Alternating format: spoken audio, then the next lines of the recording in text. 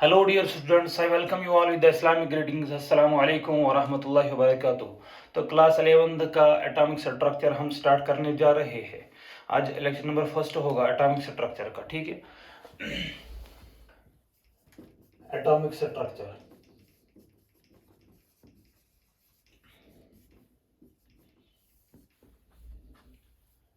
Lecture number 1।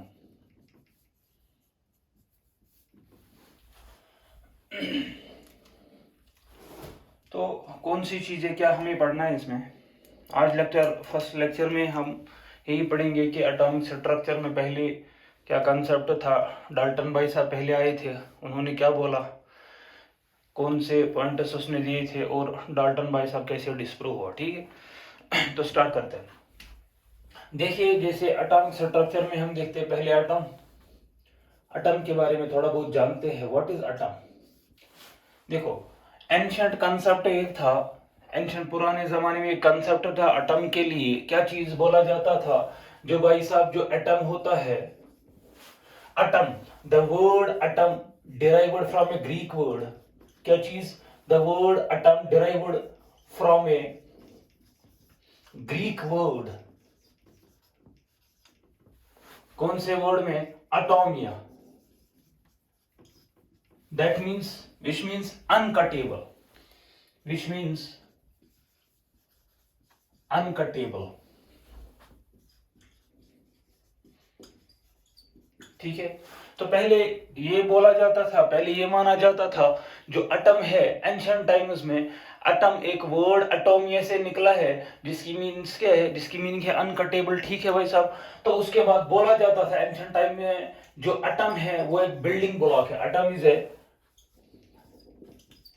Building block of matter, building block of matter. यानी हर किसी matter किसको बोलते हैं? Anything that has mass and occupies space, या जिसको हम मेजर कर सकते हैं मास और वॉल्यूम के जरिए, ठीक है ना, या यूनिट्स के जरिए हम मेजर कर सकते हैं, उसको बोलते हैं उसको क्या बोलते हैं? मैटर। या anything that has mass and occupies space, उसको बोलते हैं क्या चीज?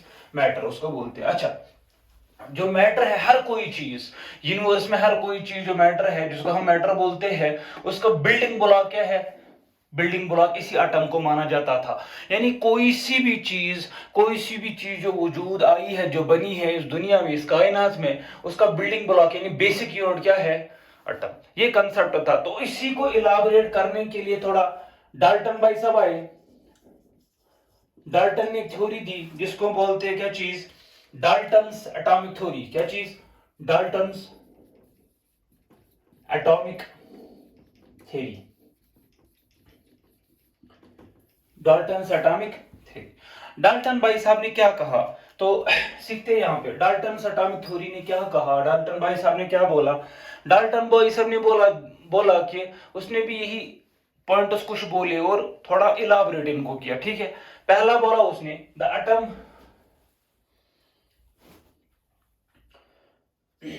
atom is smallest indivisible particle of the matter, indivisible particle of the matter। जो एटम है वो स्मॉलेस्ट है, एक तो स्मॉलेस्ट है और दूसरा क्या? Indivisible particle. Indivisible particle means क्या है? That can not be further divisible, जो डिवाइड नहीं होगा। यानी मैटर का जो सबसे छोटा पार्टिकल जो होता है वो होता है एटम, और वो क्या होता है? Indivisible. Smallest particle of matter is called, उसको बोलते हैं smallest particle of matter. Smallest individual particle of matter उसको बोलते हैं क्या चीज? एटम। अच्छा, ठीक है भाई साहब। दूसरा क्या बोला इसने क्या बोला? इसको बोला गया, चलो ठीक है, आपने ये बोला, ठीक है, फिर कंपाउंड्स जो बनते हैं वो कैसे बनते हैं? दूसरा पॉइंट इसने बोला, इसने क्या बोला? Atoms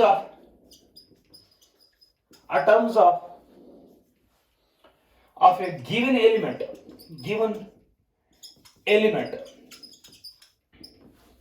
are same in every aspect, यानी that is example shape size. यानी अगर कोई एलिमेंट है हमारे पास, फॉर एग्जाम्पल सोडियम है, सोडियम में क्या भाई साहब होंगे, सोडियम के एटम्स होंगे। अगर सोडियम के एटम्स है तो वो सारे जो एटम्स है वो आइडेंटिकल होंगे। क्यों आइडेंटिकल होंगे? क्योंकि भाई साहब सारे क्या है, किसके एटम्स है, सोडियम के एटम्स। अगर सोडियम के सारे एटम्स है, एक ही एलिमेंट के सारे एटम्स है, तो ये क्या होंगे, आइडेंटिकल। किस में, शेप में होंगे आइडेंटिकल, साइज में आइडेंटिकल होंगे, ठीक है। अच्छा तीसरा पॉइंट, अगर इसका उल्टा सोच लो, क्या चीज, एटम्स ऑफ डिफरेंट, या यहां भी लिख सकते हो एटम्स ऑफ सेम एलिमेंट, या यहां क्या लिखेंगे, एटम्स ऑफ डिफरेंट एलिमेंट और different in every aspect. For example shape size, example shape size, ठीक है। फॉर एग्जाम्पल हमारे पास क्या है, हमारे पास दो एलिमेंट है, लिथियम सोडियम मैग्नीशियम, लिथियम और मैग्नीशियम लेंगे। ये अलग अलग एलिमेंट्स है। अगर ये अलग अलग एलिमेंट्स है तो भाई साहब इसके एटम्स अलग होंगे, तो इसके एटम्स क्या होंगे, अलग होंगे। क्यों, इसके एटम्स अलग क्यों है और इसके एटम्स अलग क्यों है? इसके एटम्स अलग अलग इसीलिए है, इसके एटम्स अलग अलग इसीलिए है क्योंकि ये अलग एलिमेंट है भाई साहब, ये अलग एलिमेंट है, ये मैग्नीशियम एलिमेंट है और ये क्या है, लिथियम एलिमेंट। और ठीक है ना, इसके एलिमेंट्स जो है, इसके एटम्स जो है वो डिफरेंट होंगे, इसके एटम्स क्या होंगे, डिफरेंट। क्यों? क्योंकि ये अलग एलिमेंट है, ये डिफरेंट एलिमेंट है। क्या बोला इसने, भाई साहब ने क्या बोला, पहला पॉइंट इसने बोला द एटम जो है वो स्मॉलेस्ट इनडिविजिबल पार्टिकल है, किसका, मैटर का। और दूसरा पॉइंट बोला इसने, एक अगर हमारे पास एक गिवन एलिमेंट है, अगर हमारे पास एक गिवन एलिमेंट है तो उसके पास क्या होगा, अगर हमारे पास एक गिवन एलिमेंट है उसके एटम्स जो होंगे वो क्या होंगे, सेम होंगे। क्योंकि ये सारे एटम किसके हैं, सोडियम के एटम। ये सारे सोडियम एटम मिल करके मिलजुल करके क्या बनाते हैं, सोडियम एलिमेंट बनाते हैं, ठीक है ना भाई साहब। अच्छा दूसरा क्या बोला इसने, अगर हम दो एलिमेंट डिफरेंट एलिमेंट्स ले, लिथियम और मैग्नीशियम, इनके एलिमेंट्स जो, इनके एटम्स जो है वो डिफरेंट होंगे। यानी ये अलग एलिमेंट है, ये अलग एलिमेंट है, इसका एटम और इसका एटम क्या होगा, different in every aspect. Shape भी होगा, साइज भी अलग होगा, वो डिफरेंट प्रॉपर्टी इसकी होगी, ठीक है ना। हालांकि ये हम देखते भी आगे जब हम पढ़ते हैं, पीरियोडिक क्लासिफिकेशन पढ़ते हैं, वहां क्या बोलते हैं भाई साहब, जो लिथियम है, सोडियम है, पोटेशियम है, रिबिडियम है, सीजियम है, फ्रांसियम। जब हम डाउन द ग्रुप जाते हैं पीरियोडिक टेबल में, ये हम इंशाल्लाह पढ़ेंगे आगे, जब हम डाउन द ग्रुप जाएंगे, किसमें, पीरियोडिक टेबल में, नंबर ऑफ शेल्स इंक्रीज होते हैं। जब नंबर ऑफ शेल्स इंक्रीज होते हैं तो साइज क्या होगा, इंक्रीज। यानी इसका जो है सीजियम अगर हम बात करेंगे, या पोटेशियम की बात करेंगे, लिथियम की बात करेंगे, ठीक है ना भाई साहब। अगर हम लिथियम की बात करेंगे, लिथियम एलिमेंट है, इसके एटम्स जो होंगे इनका अलग साइज होगा। और अगर हम पोटेशियम की बात करेंगे, इसके एटम्स जो होंगे क्या चीज, इनके एटम्स का साइज बिगर होगा और इनके एटम्स का साइज क्या होगा, कम होगा, है ना। जब इनका एटम साइज अलग होगा, इसका एटॉमिक साइज अलग होगा, ठीक है ना भाई साहब। अच्छा तो क्या बोला इसने बोला अगर हमारे पास एक गिवन एलिमेंट या सेम एलिमेंट है तो उसके एटम्स जो होंगे वो सेम होंगे। लेकिन अगर हम डिफरेंट एलिमेंट, ये एलिमेंट ले और ये वाला एलिमेंट ले, इनके जो एटम्स होंगे वो क्या होंगे, डिफरेंट होंगे। हुआ तीसरा पॉइंट। फोर्थ पॉइंट इसने क्या बोला, चलिए fourth point number 4,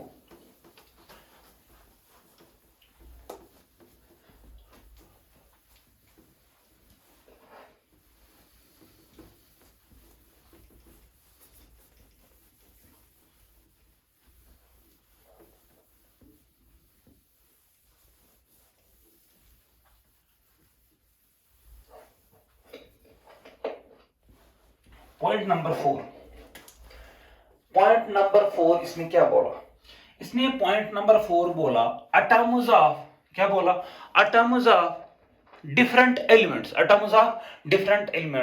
combine in a fixed whole number ratio. यानी क्या लिखूंगा मैं, atoms of different element combines in a fixed whole number ratio, whole number ratio. ठीक है, फॉर एग्जाम्पल अगर हमारे पास वाटर बना है, अगर हमारे पास क्या बना है, HCl बना है, HBr बना है, HF बना है, HNO3 बना है, डिफरेंस है, HNO3 बना है, तो क्या होगा, ये कैसे बने हैं, ये मॉलिक्यूल्स कैसे जनरेट हुए हैं। इसमें जो है देखो, इसमें क्या हुआ है, इसमें 2 हाइड्रोजन है, 2 हाइड्रोजन, और ऑक्सीजन कितना, एक, इसमें सिमिलरली इसमें हाइड्रोजन एक है और क्लोरीन एक है। इसके जो जब ये बनता है, यहां पे क्या आता है भाई सब, हाइड्रोजन के फिक्स्ड मतलब होल नंबर एटम्स यहाँ पे आते हैं और इसके होल नंबर एटम्स यहाँ पे आते हैं, यानी इसका एक आएगा, इसका एक आएगा, इसका एक आएगा, इसको 2, इसके 2 आएंगे, इसके 2 आएंगे, इसके 3 आएंगे, होल नंबर रेशो में। जब कोई एलिमेंट, जब कोई मॉलिक्यूल बनता है, जब कोई मॉलिक्यूल या कंपाउंड बनता है, जब कोई मॉलिक्यूल या कंपाउंड बनता है, तो कैसे बनता है, जो इन एलिमेंट्स के एटम्स जो होते हैं वो फिक्स्ड होल नंबर रेशो में कंबाइन होते हैं। यानी ये कभी नहीं होगा कि हाइड्रोजन के 1.5 एटम आ गए और इसका 1 आ गया, इसके 2.5 एटम आ गए, इसके 2 आ गए, ऐसा नहीं हो सकता। इसके fixed number of whole number आ सकते हैं और इसके भी फिक्स्ड नंबर होल नंबर आ सकते हैं, इसके 2 आ सकते हैं, इसके 4 आ सकते हैं, इसके 5 आ सकते हैं, इसके 10 आ सकते हैं, लेकिन होल नंबर में ये कंबाइन होगा। क्या चीज, जब कोई एलिमेंट बनता है, जब कोई कंपाउंड बनता है, तो कैसे बनता है, atoms of different elements combine in a fixed whole number ratio। जब कोई कंपाउंड बनता है या मॉलिक्यूल बनता है, तो इसके पर्टिकुलर एटम्स जो होते हैं, इसके होल नंबर एटम्स आएंगे, 2 आएंगे, 4 आएंगे, 5 आएंगे, 10 आएंगे, इसके भी पर्टिकुलर होल नंबर एटम्स आएंगे, 10 आएंगे, 20 आएंगे, 50 आएंगे, तो ऐसे एक कंपाउंड बनेगा। ये नहीं हो सकता इसके 10 आ जाएंगे, इसके 15 आ जाएंगे, इसके 20 आ जाएंगे, नहीं, इसके 10 आ गए, इसके 10.5, इसके 11 और इसके 12.5, ऐसा नहीं हो सकता। ठीक है, ये पॉइंट नंबर 4 का इसमें। और फिफ्थ पॉइंट क्या बोला इसने बोला atoms can neither be created nor destroyed। Dalton's atomic theory वैसे हम chapter number 1 some basic concepts आपके केमिस्ट्री में भी पढ़ा जाता है, वहां पे भी पढ़ा जाता है, तो वहां पे फिर से रिवाइज होगा इंशाल्लाह। ठीक है, atoms can neither be created nor destroyed. ठीक है, अच्छा चलो, इसने भाई साहब ने पॉइंट्स दी। इसके बाद क्या हुआ, देखो, अच्छा इसका मकसद क्या था, इसका मकसद था जो एटम है भाई साहब, जो एटम, ये हमारे पास क्या है, एटम है। तो एटम क्या है, इसने क्या बोला, एटम क्या है, what is atom, atom as क्या है, इनडिविजिबल पार्टिकल,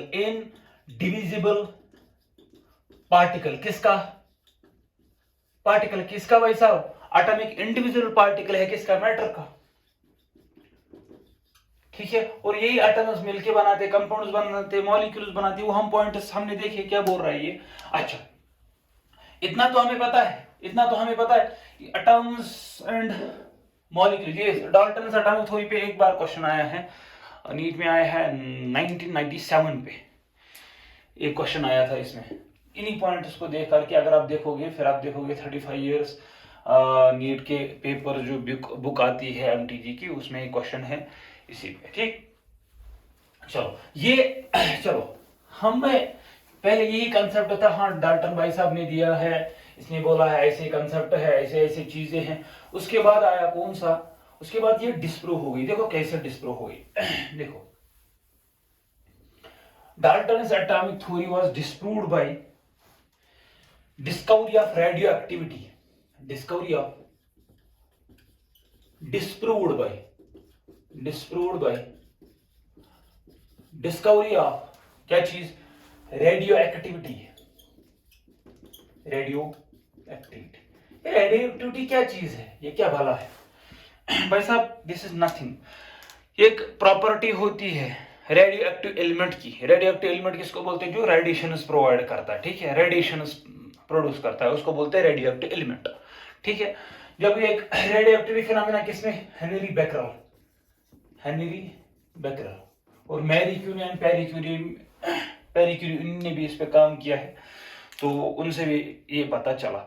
इन्होंने क्या बोला, radioactive, what is radioactivity,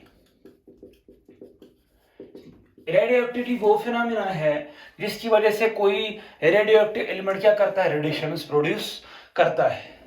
it is the phenomena, it is the phenomenon by virtue of which the radioactive substance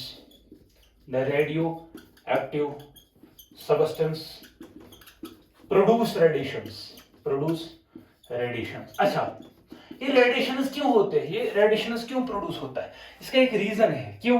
due to imbalance. ये रेडिएशंस क्यों होते हैं? Due to imbalance number of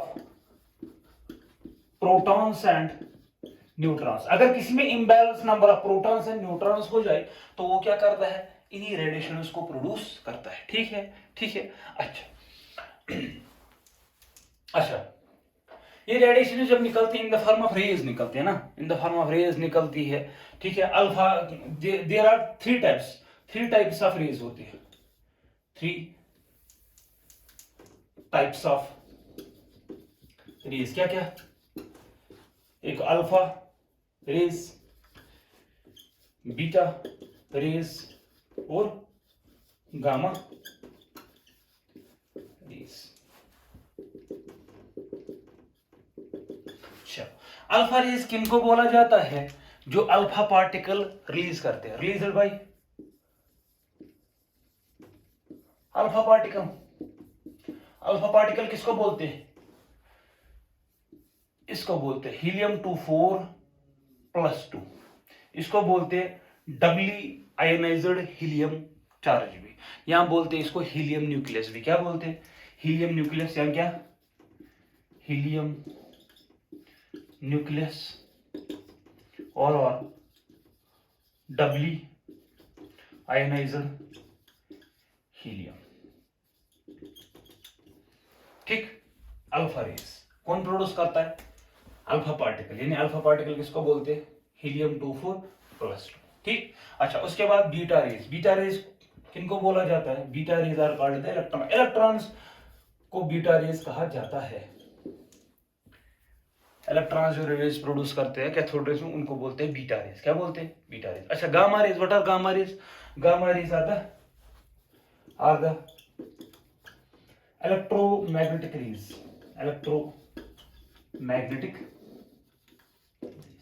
What are electromagnetic rays? यानी इनके पास दो चीजें होती है। एक तो क्या चीज होता है? इलेक्ट्रिक फील्ड और दूसरा magnetic field. Electric field, magnetic field और direction of propagation of wave, ये ऑलवेज क्या होता है?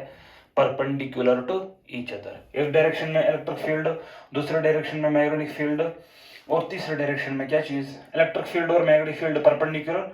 और जो वेव चलती है, इलेक्ट्रिक फील्ड एक डायरेक्शन में, मैग्नेटिक फील्ड दूसरे डायरेक्शन में, और जो वेव चलती है वो भी परपेंडिकुलर।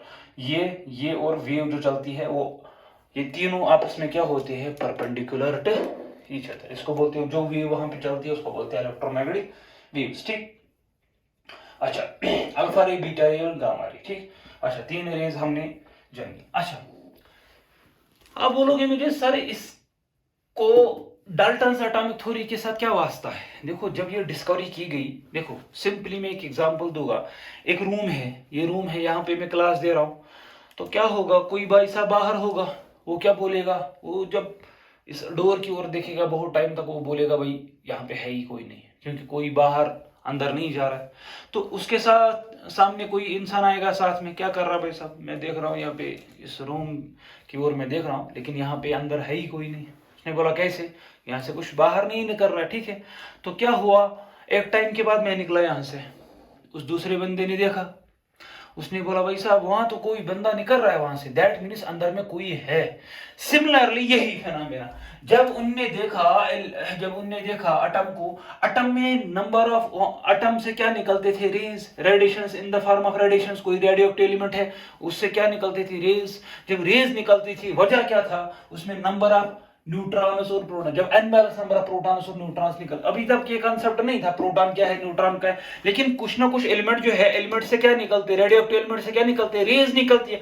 जब रेज निकलती है तो भाई साहब उससे क्या पता चला? उससे पता चला भाई साहब अंदर कुछ ना कुछ हो रहा है, अंदर कुछ ना कुछ है जो बाहर निकल रहा है। In the form of rays, देखो यहाँ पे क्या निकल रहा है, इन द फॉर्म ऑफ, जब अगर कोई पार्टिकल बीटा रेज करेगा सेपरेट, दैट मींस क्या निकल रहा है बाहर से, इलेक्ट्रॉन बाहर निकलेगा। अगर इलेक्ट्रॉन बाहर निकलेगा तो भाई सब तब कब निकलेगा, जब इलेक्ट्रॉन होगा ना बीच में, जब इलेक्ट्रॉन अंदर होगा तब जाके वो बाहर निकलेगा, जब होगा ही नहीं कहां से निकलेगा। दैट मींस इसकी वजह से डाल्टन एटॉमिक थ्योरी क्या हो गई, फेल हो गई। डाल्टन भाई साहब ने क्या बोला था, इंडिविजिबल पार्टिकल है, लेकिन यहां से क्या पता चला भाई साहब ये इंडिविजिबल पार्टिकल नहीं है। एटम में क्या है, फर्दर एटॉमिक पार्टिकल्स, एटम में क्या है, एटम एक इंडिविजिबल पार्टिकल नहीं है।